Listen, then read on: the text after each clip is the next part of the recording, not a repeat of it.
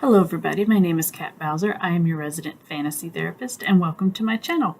Those of you who are returning, welcome back. Glad to see you again. Those of you who are brand new, my name is Kat Bowser and I am a licensed therapist and I am also an author working on my current debut novel, Coexist Division. And on my channel I like to talk about all things writing, world building, everything that falls in between. And for today, I do have a world building video coming, but it is a little slow because this week has been a little crazy for me. So I hope to get that one up in the next couple of days. But I thought for today, why don't I give you guys a taste of what I'm working on? Because I know I've mentioned it a couple times in several other videos. So I thought, let's just give you guys a little idea of what's coming from me. Okay, so the first question is, what is your working title for your work in progress? My working title currently is Coexist Division, and my work is actually going to be a series, a trilogy at minimum. I'm thinking that will probably cover the main story, but there will be other short or side stories that I can do as well. So right now I'm going with Coexist as the name of the series. I may be changing it to Coexist Existence. I'm not entirely sure which one I like better yet, but I definitely like Division as the first book, and I do have Covenant as the second book. Third book I'm not entirely sure on yet, but I figure I have some time to figure that out. All right, second question, where did you get the idea of your book from? I like to refer to my idea for this book as I wanted to write the book that I could not find. And basically, for me, that was, I have always loved child heroes, but I have also always loved close family relationships, and usually I don't see them in the same genre. So I thought, you know what, why don't I just write one? So that is where the main idea of it came from, which was basically just let me develop some child heroes, but also give them some strong families, some strong friendships that can help them through their adventure. And that's where the main idea came from. I actually got the very first hint of this idea way back in like 1995, and I've sort of started to develop the cultures and the ideas and the plot from there in bits and pieces. And now I think I've finally gotten to the point where it's as well developed as I'm going to get it. All right, question number 3. What genre is your work in progress? Oh, this question's actually very hard because on the one hand, I would consider it young adult fantasy, but on the other hand, there are a lot of plot and developments that will come up in the later books and later stories that are pretty adult and pretty deep and psychologically heavy. So I almost don't want to list it as young adult, but I think the first book at least probably would fall in that category. But I think the series overall, I would probably list it as just high fantasy, not necessarily narrowing it down to an age genre, so to speak, at least not yet. All right, question number 4. Choose the actors for your movie version of your work in progress. I actually can't answer this one, mainly because I honestly don't pay attention to actors. I pay attention to movies that I like. I pay attention to the stories that they tell. I really don't pay much attention to the actors behind them.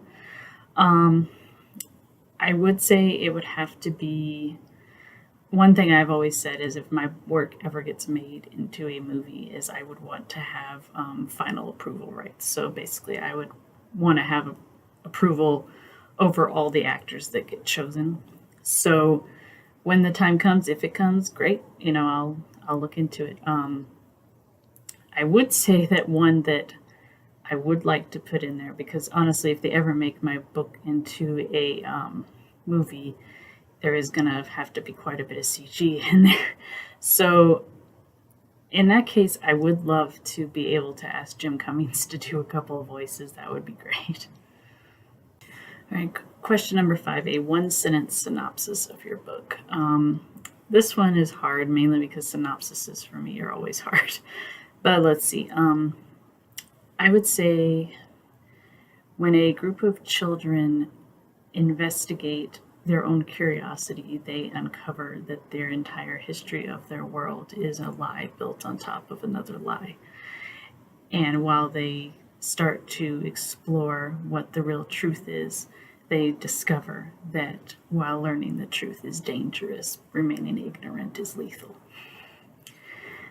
There's a lot going on in my book, so I actually do find it hard to narrow it down to just one sentence.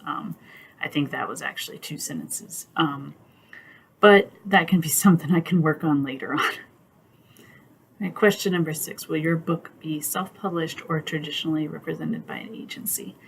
As of right now, I'm going to say self-published because I think that for me, the more research I've done, the more I've found that traditionally published tends to make you lose a lot of rights to the characters, a lot of rights to the ideas. And I've got a lot of ideas for this world, not just this series, but the world in general, and I really don't want to have to surrender that. Could that change later down the line? It could, but for right now, I'm going to stick with self-published. Right, question number 7, how long did it take you to write the first draft? I'm currently still writing the first draft. I am about 1/4 of the way through, so right now it's looking at probably 100 to 120,000 words, probably going to range around 300 to 400 pages, give or take. So that's what it's looking like right now. I am hoping to have the first draft finished by the end of the summer this year so that I can start doing revisions and editing and getting beta readers and all that fun stuff that comes afterwards. Question number 8, what other books would you compare your work in progress to? My work in progress is a bit odd, mainly because it's tackling a lot of adult and psychological issues, but the characters are very young. There is definitely a strong Tolkien-ish influence in there, so I would definitely say Lord of the Rings because there is a quest vibe to it. There is a strong emphasis on these different cultures and them having to come together and learn about each other. The world building is something I'm very proud of, so I think that is something that needs to be given light. But I would also say maybe kind of Matilda, because the child heroes are the central focus. There are adult characters in it, and they are very important, but the children are the ones that are kind of running the show. So maybe that's a good way to explain it. It's as if characters of Lord of the Rings were children.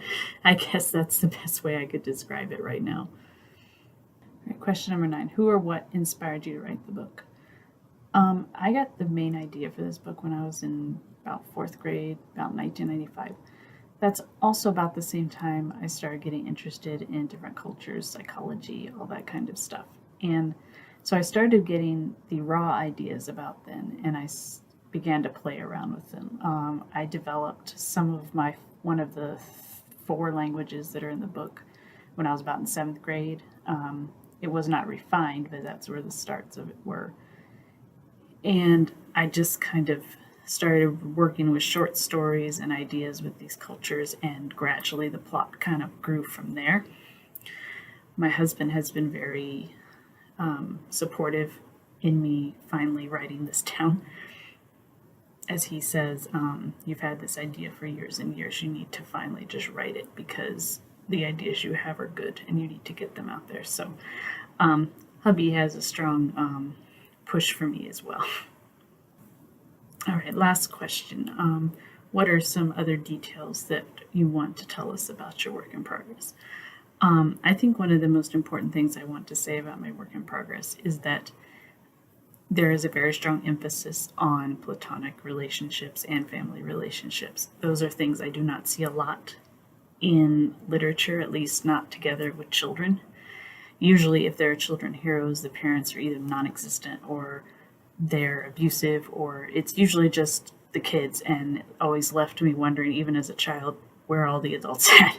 So my story will be combining the action adventure of a high fantasy with strong friendships, with strong family relationships. If you guys have seen my top 10 favorite tropes, I think pretty much all of them are in there. The other thing is just I have always adored world building and different cultures having to work together. And so that's something I like to emphasize in my work in progress as well, is this importance of having to communicate and talk to each other and learn from each other. And as you probably guessed from the very short synopsis, it's also got a strong emphasis on the past doesn't go away just because it's unpleasant.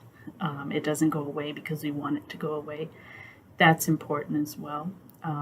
Given that I'm a counselor, there is a lot of psychological stuff going on with all the characters. So everybody has their own baggage, their own issues that they're dealing with. But I'm hoping that I can show how much family and friends can help you deal with those kinds of issues.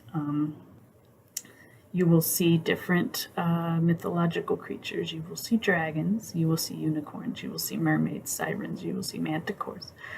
You will see centaurs.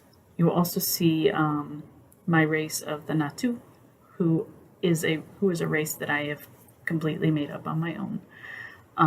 But you will also see dwarves. I don't think you're going to see any elves, though. I think elves kind of get used a lot. So you will see some will-o'-the-wisps. You will, basically, if it's in mythology, I try to pull it in somewhere, but not in the usual sense. So, for example, usually in most stories I read, centaurs are usually the wild, violent, kind of aggressive type of race. Mine is not like that. Usually mermaids are these mythical, beautiful creatures. Mine are not like that. A lot of times the dwarves are very greedy and very, mine, that's all that matters. Mine are not like that. I like to take usual myths and creatures and kind of turn it on its head. Good example, the unicorns in my work in progress. The unicorns are kind of the jerks, honestly. They're there. They're not main characters, but they will become important. But they're not these creatures of purity that most stories present them as. And I like to turn things around like that. I think it makes it more interesting. You guys will see various cultures in here. You will see same-sex relationships in here. You will see a little bit of romance. Romance isn't really my focus, but there is a small subplot of a romantic relationship or two in here. Both heterosexual, homosexual, and bisexual, and various others that I think deserve to get more light.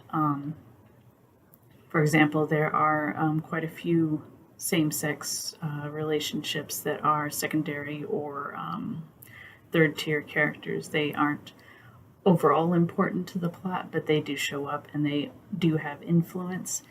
And I think it's just important to emphasize that, kind of like when you go and see a heterosexual couple, like maybe a main character's friend's parents or something, not a lot of attention is drawn to it just because it's normal. And I kind of want to give that vibe with the same-sex relationships as well. This is normal. This is okay. This is a good family. And that's kind of what I'm aiming for. You will see different orientations within the main characters. There are 6. And I tried to make it fairly even. So about half of them are heterosexual. The other half are of varied orientations. So I'm hoping that you guys can enjoy that, because let's face it, there needs to be more representation of that in fantasy, in all genres, honestly, but particularly in fantasy, it seems like the hero is always the heterosexual white male. So my story tries to kind of turn that on its head. There are male characters, but there's also female characters. There are various cultures, various ages, and that's just fun to do. My emphasis has always been on the characters first, so I'm hoping as you guys get to see samples of my work that you will fall in love with these characters as much as I have. And I will give you guys a little preview of them as we go along. I would try to give you guys little reading excerpts. I can't talk today. And hopefully that will cue your interest. I am almost done with my author webpage, and I will have samples for you guys up there soon. So I hope to see you looking through that kind of stuff. And as always, if you guys have questions about any of my work, I will be glad to answer them, as long as I'm not giving spoilers away. Alright guys, so thank you for joining me for just a little peek at my work in progress. I am hoping to have a world building video for you within the next couple of days. It's actually taken longer than I thought it would, but that's a good thing because that means that there's a lot I have to talk about. And it will be on how to maintain scale in world building, as has been requested by a couple of people. So hopefully you guys can enjoy that when it comes. And in the meantime, as always, if you guys have suggestions or comments, feel free to leave them below. I love responding to them, and I will see you guys later.